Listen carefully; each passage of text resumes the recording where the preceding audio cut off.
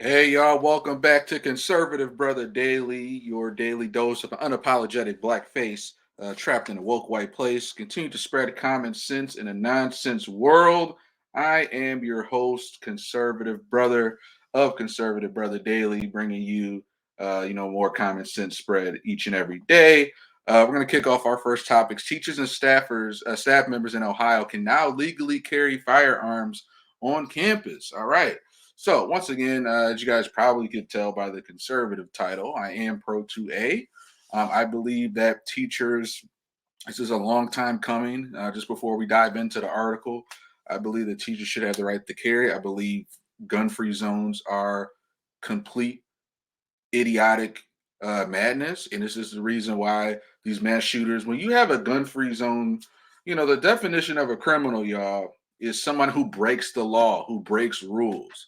So when a criminal who's able to get a gun illegally, because they're not going to just follow the rules, when they see a gun-free zone, what you're literally is telling people, these mass shooter murderers, it's open seasons. Here we are, sitting ducks. Come and get us. All right, so this is a long time coming. I also believe they need to install things like custom panic buttons in each and every classroom. I don't think every teacher should be forced to carry a gun, but I think it should be an option. Once again, how we shouldn't force anyone to not have a gun. I'm not going to force people who don't are just scared of guns. I'm not going to force them to carry a gun. But I think at the minimum, there should be uh, custom panic buttons in every classroom. Only the teacher knows about. Could press it at the bottom of the desk. You can also get those same metal shutters, like some bulletproof metal steel shutters that New York shop owners, New York retail shopkeepers have when they close for the day. There's no reason why that shouldn't be installed in the doorway of each classroom. All right, so that's just a little bit of rant there. Ohio teachers and school personnel are now legally permitted to carry weapons on school grounds. This week, Armed School Security Staff Bill, House Bill 99, went into effect, authorizing trained school staff. This comes from, once again, the Gateway Pundit, who have met necessary standards to carry firearms. God, I hate these all the shit they put in front of you. Who use ads that had nothing to do with the fees and feet and toes and all this crap. Who have yet met necessary standards to carry firearms. This law would offer schools an additional option to provide more robust security for school children. The legislation, which lessened the need for gun training in the name of school safety. Wow, the legislation which lessened the need for gun training in the name of school safety was signed into law by Ohio Governor Mike DeWine, Republican from Ohio. What the bill does is essentially reverts back to the prior practice of allowing local school districts to make a local decision, which I agree with, a local decision on whether or not they will permit certain school staff members to be armed on school grounds. Governor Mike DeWine, when he signed the bill in law last June, in accordance to this new law, school personnel must complete a minimum of 24 hours of initial training and 8 hours of recertification training annually. Now, I do think that the training should maybe be a little more often than that. I'd say maybe at least once a quarter. Not to say you got to have to go to the gun range every month, but be honest, I think, at least some training could be like, maybe like mandatory twice a month, every quarter training, and then optional maybe monthly training or something like that. But yeah, I think monthly might be too intense, but at least quarterly. But Three News reached out to Ohio Department of Public Safety to ask about if schools already implemented it. Ohio School Safety Center is in the process of developing state training curriculum as required by House Bill 99. Once realized, OSSC will use this curriculum to train school staff members authorized by their school districts to carry firearms. No training requests have been received because the state's training is still being developed. Additionally, 3 News asked when the training will be finalized, and the department responded they're working as quickly as they can from the curriculum.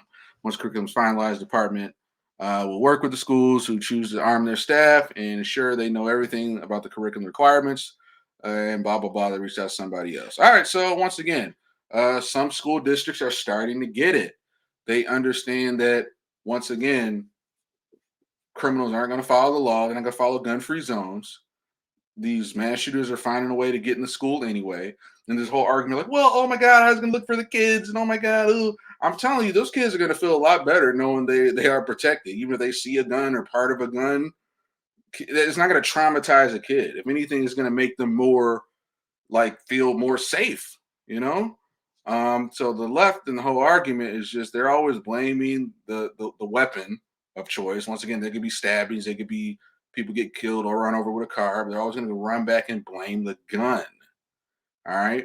And at the end of the day, if there's wackos running around here knowing that people are armed to the T, he's gonna fucking think twice about walking into that school. And these politicians have no problem with their armed security. They want you to be without a gun. They want your children to be defenseless, but they'll still walk around with their security. Oh, because we're more important than you. No, no, no, no. We're all in this together, right? All our lives matter, right? Or Black lives, but either way, our lives are all just as important. But the whole, well, I'm a politician. I need to. Oh, okay. So I can get killed out here on the street, or my kid gets shot up. But yeah, your escort, your security escort still carry a gun. Yeah, we ain't buying that shit. All right. So moving forward, Ghana formally to apologize for its role in the transatlantic slave trade. This is an interesting one from the Michigan Chronicle. Ghana, a country over in Africa, yeah, sadly, I don't know exactly where it is. I'll probably be able to point it out with a map in front of me, but you know what? That's not the point. All right, so we have here Ghana to formally apologize for its role in the transatlantic slave trade. All right, so an assembly of over 100 delegates from Ghana is set to gather in Kansas City, oh, random, of all places, to formally apologize to the nation's role in the transatlantic slave trade. All right, so it's not conspiracy that more than just white people or Europeans had slaves or contributed to it. There were African tribes that, of course, we've been preaching this from the mountaintop, that owned slaves that bartered with European settlers for slaves, and vice versa. All right, so on Wednesday, a special ceremony that was held at the Quindaro Underground Railroad in Kansas City, where the delegation will converge with other local national leaders in the conversation of apology and healing regarding the slave trade. It's time to say what needs to be said. All right, here we go. It's time to say what needs to be said to all African diaspora, and we must have the conversation to resolve our actions and inactions as rulers of the kingdoms during the transatlantic slave trade, which we deeply regret, said Nana, the founder of the president of Obokesi University of Excellence. All right. According to the Voice, the Obakonis Foundation of Ghana aims to reach all the displaced brethren of the global diaspora to begin anew and heal from the unmentionable horrors faced by enslaved people. So I'm gonna go on a quick tangent with the Woman King, which recently came out with Viola Davis. Love her, great actress. But a lot of controversy was from that because basically, I don't know all the details, remember the names, but basically the African tribe that Viola Davis's tribe of women warriors was based on, they were conquerors, they were colonizers, and they enslaved and they sold slaves. And a lot of criticism coming out of the Woman King is the fact that Viola Davis's character in this group is trying to portray them as liberators, like they were against slavery, when the truth was Viola Davis's the tribe that they play, they were for slavery, they were colonizers, and they were doing a lot of the things that basically Ghana is finally owning up to. So I just think that's very interesting that right around the Woman King's coming out, I'm sure people feeling some type of way. There's some controversy. So Ghana just finally owned up to it. I'm not sure how much the Woman King sort of being a topic of discussion had to do with that. But it could have. I mean, even especially Lupita Nyong'o from 12 Years a Slave, Black Panther, she turned down the role of the Woman King, of the Viola Davis's character, because she did her research and she literally found out that this African female tribal warriors, I get it, ooh, black feminists, ooh, go girl.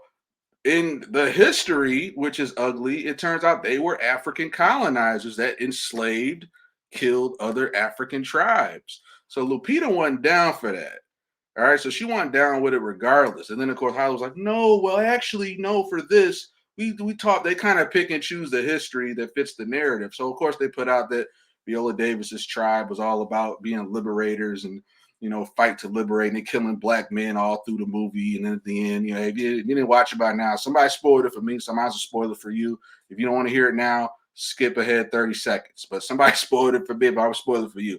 But at the end of the movie, the Viola Davis Woman King character, she up and killed the father of her child. So they went through the whole movie, killing white folks, but also killing a bunch of black men. So it had a very macho, black feminist, LGBTQ, kill black men, we don't need you, kind of, subconscious, push you out, sort of rhetoric.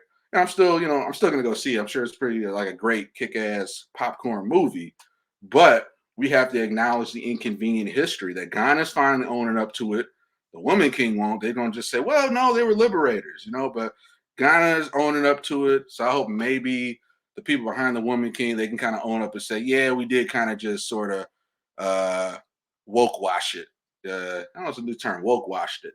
All right, so ceremony continues, blah, blah, blah. Over 150 years, Ghana was a hub for the British slave trade. I got to screenshot that one. All right, what the hell? I got to screenshot that. I didn't know that. Of the 10 million people believed to be sold, traded, and transported to the transatlantic slave trade, some were captured directly by slave traders in coastal raids, while others were sold by West African European slave traders. So this is kind of the more inconvenient truth. We just have to kind of hammer home. Once again, slavery was done by everybody. It was the worst of humanity. Now, I do think that as Africans that came from Africa, transatlantic slave trade, I think we did have it the worst as far as overall treatment, how long we were enslaved for, the treatment we got over in America. I will own up as a conservative black man, but also I got some moderate libertarian in me. Slavery was practiced by everyone.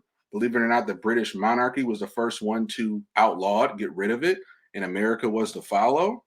But at the same time, we have to acknowledge that everybody did it. But I think Africans, we had it the worst. All right, so we can own that. We had it the worst. We do deserve reparations. I don't think everybody, mama, should get a $100,000 check just because you're black with a pulse, Chappelle Show style. But I do believe in a certain amount of reparations if you can trace back your history. I do believe in reparations, but I don't think we should keep white. We should keep under this false illusion that only white people did slavery, because Europeans enslave Europeans, Middle Easterns enslave Middle Easterns from all over the country. It still happens to this day in Africa and here in America. Women and children's child trafficking, sex rings. So we just got to acknowledge the fact that I'm finally glad Ghana is owning up to this, but of course the mainstream media, they're gonna bury this. You had Don Lemon the other day. Don Lemon basically talking about the Woman King, and I think something happened where he didn't get the answer he wanted about basically African colonizers, and he started talking about reparations, and he was like, yeah, it would actually start with those African countries that also participated in it too, and he got awfully quiet. So I just think this is a very great conversation. Glad to see Ghana kind of stepping forward, doing the right thing. And yeah, it's just a whole lot, a lot to unpack here. Once again, go watch The Woman King. Once again, they're gonna woke watch it, say, oh, Viola Davis and their tribe were like great liberators when they were really in history the colonizers. So history is ugly. Slavery was ugly. Everybody did it. Unfortunately, even America, when it was founded, our founders had slaves. Yes, they did. But guess what? So did everybody else, every other country. And there were founders and other people at its founding that didn't agree with it, that were trying to get rid of it. And then finally, once again, UK finally did. America was the follower, vice versa. All right, so fact check me if you want to, but I got it mostly right. All right, y'all, moving on. Next topic we have here. American U.S. democracy threats. This comes from the NY Times, so I don't even. I probably won't be able to even read this shit without paying. I'm not paying to give you guys anything. The crisis is coming. The twin threats to American democracy.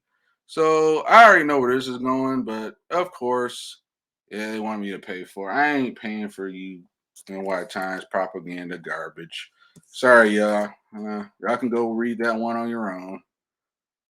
Children's Health Defense. All right, Shell's $6 billion cracker. I'm sorry. I was thinking of the white cracker thing. That was very immature of me, y'all. So once again, guys, welcome back to Conservative Brother Daily, your daily dose of unapologetic black face, trapped in a woke white place. Continue to spread common sense in the nonsense world. New York Times is not getting any more of my money. They only deserve $1 from me. So we're gonna move on to the Defender.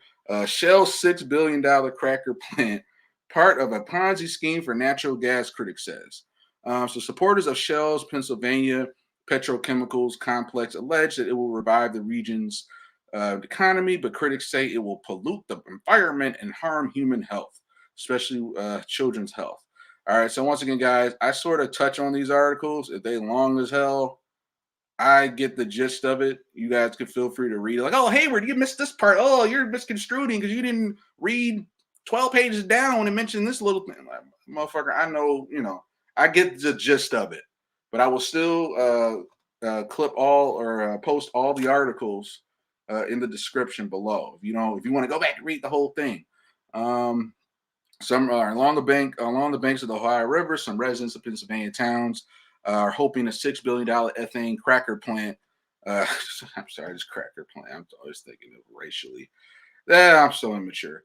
Will deliver positive economic benefits, including new jobs. Others who live in the region are skeptical the plant can deliver on those promises. Some say they're concerned about the plant's potential to pollute the environment and harm human health. And this is very interesting. And just to go off on a tangent, those of you guys that aren't familiar with the Congressional Dish podcast hosted by Jennifer Briney, definitely go to your Stitcher, iTunes, Apple, whatever. She not paying me nothing for this. I just been a listener going on maybe 5-7 years.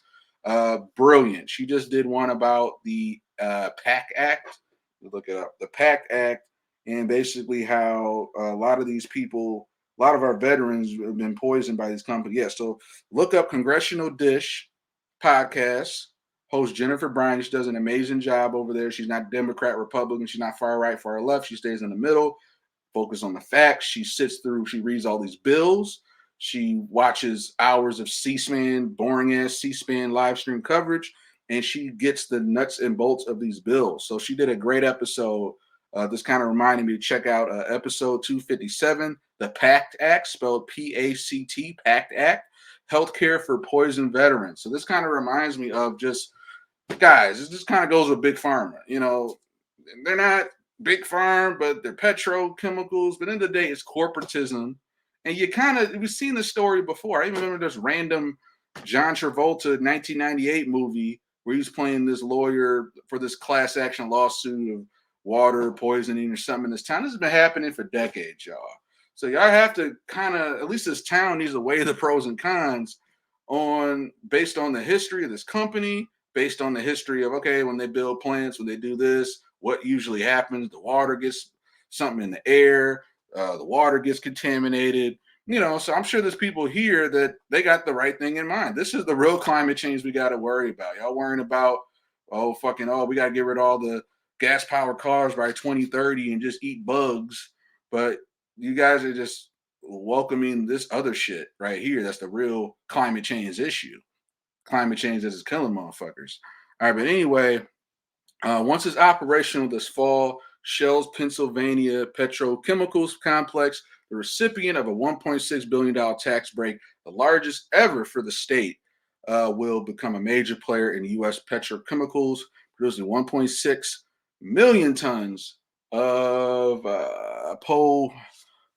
polyethylene, Lord help me, polyethylene annually in the form of nurdles. The fuck is a nurdle? Tiny polythene pellets used to manufacture plastic goods. Jesus. Thanks for bearing with me. Once again, this is Conservative Brother Daily. Beaver County, Beaver. I'm so immature, y'all. I'm a mess. Beaver County Commissioner Jack Manning expressed a mostly positive attitude towards Shell's project, even though people are leaving this county because of it.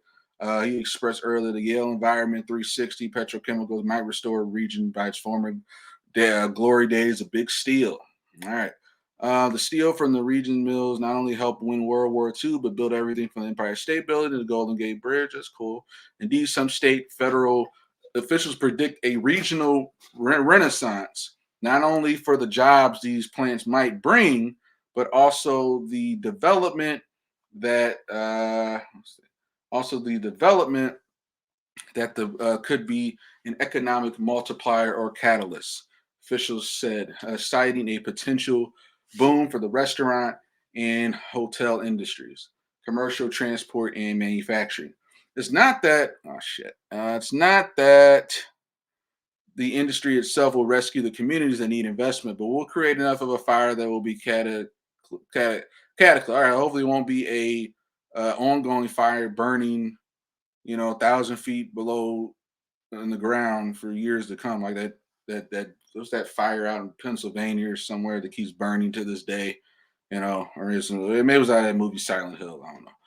The oil industry claims gas supplies in the Ohio River region, sometimes referred to as an Appalachian petrochemical hub, could support only as much as 5 cracker plants like Shell's 800-acre complex. All right, so I'm not going to read all this, guys, but you guys kind of get the point. You can feel free to go through it, but I'll start with this last part. The supposed revitalization of the Beaver County did not happen. Instead, we have people complaining about the noises. There's even a foam release into the river, complaining about odors. The flaring caused light by the reflected off the clouds. The industry brings with it a lot of environmental problems. So once again, I think he kind of summed it up well as far as taking all this into account. You have to weigh like, okay, what economy is this bringing into this town? How many jobs is it creating? You never hear much about like a bunch of jobs. So I kind of see a great balance to both sides of this argument. The Ponzi scheme of natural gas. Once again, you just have to look at the history of this company, the history of towns like these that welcome in these sort of corporate, corporate takeovers, if you will. I don't want to say a takeover, but you know what I mean. It's like kind of like municipal deals where hey, you come build this here, promise this amount of jobs, we'll give you this tax break. So yeah, there's just a lot of pros and cons to this, guys. Once again, do your research. I'm not here to read all this for you. I'm not your butler, your librarian. I'm not gonna read all this shit word for word because I'm sure you're smart enough to read it yourself. I just want to give you my general overview of it, and I include once again the articles posted in the description of the video. All right, guys. So once again, make your own decision. My final thoughts is this kind of goes back to big corporatism. Corporatism. A lot of people just like, oh, capitalism. Well, capitalist. Really, honestly, the biggest thing you got to worry about is corporatism. That's where you have big government finally combining with corporate for their interests. So do your own research, make your own decision. I'm not here to think for you. I'm just here to give you my 2 cents. All right. So moving on, guys, we have Kyrie Irving, who claims the COVID vaccine mandate, in his opinion, he claims is the biggest human rights violation in history. Very interesting. Once again, coming from TMZ. So really, TMZ, you should already be a little, I don't even remember how I got this source. But of course, they're just going to kind of, they're not big on free thinkers. They just want attention, whether they think you're right or wrong. They just want to get people as crazy and get as much attention as possible. So I think this is an interesting story. Those of you don't already know Kyrie Irving. I think he plays for the New Jersey or New York Knicks or I think New Jersey Nets or whatever. Some team on the East Coast. So he's been very vocal from the start about refusing to get COVID vaxxed, and they put him through all these trials. Like, oh well, you can't play now. Okay, you can't play. You can play now, but only at away games. All right, well, you got to play with a mask on. Okay, you got to sit down and wear a mask, or you can't play, but you can sit down with your teammate. They put them through all this hell, man. And I think on the other side, when people really start to wake up and they start pretending like, oh no, we didn't do that. Oh, we didn't ask her. We didn't tell you to wear. People are gonna walk. People are already walking shit back, along with Canada getting rid of their COVID vaccine mandate a few days ago. So Kyrie, once again, I just respect the fella. I don't know him personally. I don't follow the guy. I don't follow the NBA like that. I follow basic highlights. I know LeBron's still in the league. I know he might be playing with his son pretty soon. I follow all the basic highlights of the sport I'm not in the weeds saying like, oh, did you catch that Knicks game? So and so scored 3 points, you know. But Kyrie Irving is speaking out against the mandatory COVID vaccine enforcement, calling it one of the biggest violations of human rights in history. All right, LeBron, where are you at? So people are going to look back at this, man, and the favor is going to start turning with Kyrie. LeBron, unfortunately, is so big corporate, and basically China owns his ass. He's just going to regurgitate whatever the BLM, whatever the George Soros, whatever all that is. He's just sort of like a mouthpiece for them. He's not like a political actor. You're like literally a woke, big corporate activist. Kyrie's actually against the grain. He is in the fight, and he's not just saying just hopping what everybody, and that's what people are going to look back at him. People can, oh, he's not a Muhammad, he's not a Dick Gregory, but in his own right, in his own generation, he is. Because all these other celebs are, once again, they're just taking the jab. Do what you say. You're not innovating, you're not pioneering, you're not fighting against some power. You're literally just another puppet. All right. The Nets superstar, the New Jersey Nets, one of the most well-known celebrities who personally opposed getting the jab, took to Twitter to air out his grievances and didn't mince his words. If I can work and be unvaccinated, then all of my brothers and sisters who are also unvaccinated should be able to do the same without being discriminated against, viled, or fired. This enforced vaccine pandemic is one of the biggest violations of human rights. Speak it on it, brother. Speak it. Irving made his point. If he's allowed to play for the Nets while unvaccinated, that wasn't always the case, but is now. Yep, let's just make that clear. They were coming after his ass for a while, and he now says everyone should receive their same treatment. If I can work and be unvaccinated, all my brothers should be able to do the same. I see how long this clip is. Here comes the fucking ad. Yeah. Oh yeah, congrats to Serena. She just recently retired. Good for her. Glad to see that. I might look at that article later. How are you health-wise? Is that 100%? And secondly, we can only presume that you're not joining us right now because of vaccination. I'm curious, is that accurate? And if so, or do you expect to be either vaccinated or compliant in time by the time you guys come back from LA after that postseason game, after the preseason game? Yeah, no, Brian, I appreciate your questions, bro. Honestly, I like to keep that stuff private, man. I'm a human being first, and obviously living in this public sphere, there's just a lot of questions about what's going on, and throw your backs, in the world of Kyrie, and I think I just would love to just keep that private and so you're not handle it the right way with my team and go forward together with a plan. So. Obviously I'm not able to be present there today, but that doesn't mean that I'm putting any limits on the future of me being able to join the team. And I just want to keep it that way. So we can keep that private. And if anybody has any further questions about that, please, it'd be the same response. I would like to keep that private. Understanding you want to keep this private, and I do think there's, people should have privacy to a certain extent, but people are speculating about certain stances you have and that you're not going to be available to your team and that kind of thing. And just why don't you want to clear that up to some extent? Yeah, please respect my privacy. Next question. That's right, motherfucker. As in fans too? Yeah. They also want to know, not just us. Next question. Hey, Kyrie, Jeez, in the spirit of not putting limitations on the future, do you expect to play in home games in New York, considering the rules in this state? Again, I would like to keep all that private. Please just respect my privacy. Like all the questions kind of leading into what's happening. I hope you guys can hear this. Please, everything will be released at a due date. And once we get this cleared up, but as of right now, just please respect my privacy regarding anything around home games, what's happening, vaccination. Leave that man alone. Please. Hope y'all enjoyed that little snippet. Little interrogation. Asking me plenty of questions about what's upcoming. But, first things first, you gotta make sure you respect the privacy, man. I don't want to create any more drama. That's not what I'm here for. Here to continue to inspire, continue to lead in the right way. Don't say I never did anything for y'all. Exactly, man. I think that's what's great about it. Because once again, I'm not like a huge follower of Kyrie, But from what I understand, his consensus before the COVID pandemic, before COVID, he was, he was very, very questionable, controversial. A lot of people called him not a team player. A lot of people say he didn't care nothing. He was very selfish. And once again, I didn't know the guy. I didn't really follow him prior to this.